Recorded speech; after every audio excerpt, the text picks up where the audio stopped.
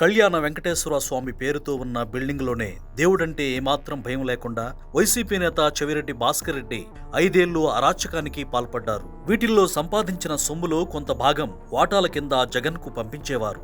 దందాలు, దౌర్జన్యాలు, అవినీతికి కేంద్రంగా తిరుపతి ఎయిర్ బైపాస్ రోడ్లోని కళ్యాణ వెంకటేశ్వర స్వామి భవనం కేంద్రంగా ఉండేది. 6 అంతస్తులుండే ఈ బిల్డింగ్ రిటైర్డ్ అధికారులు, ఆడిటర్లు, ఐటీ నిపుణులు, సర్వే బృందాలతో కళకళలాడేది. ఏపీఎస్పీడీసీఎల్, తొడ, పర్యాటక శాఖ నుంచి జీతాలు తీసుకునే ఉద్యోగులు ఇక్కడ పనిచేసేవారు.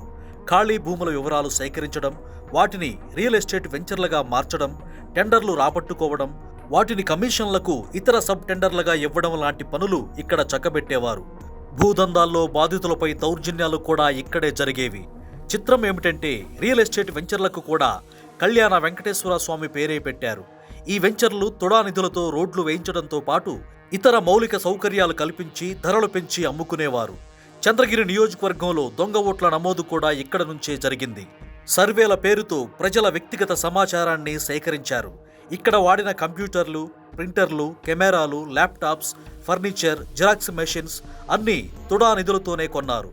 కూటమి ప్రభుత్వం రావడంతో ముందు జాగ్రత్తగా భవనాన్ని ఖాళీ చేసి అర్ధరాత్రి వేళ సామాగ్రి మొత్తాన్ని తొడా కార్యాలయం ముందు పడేసి వెళ్లారు.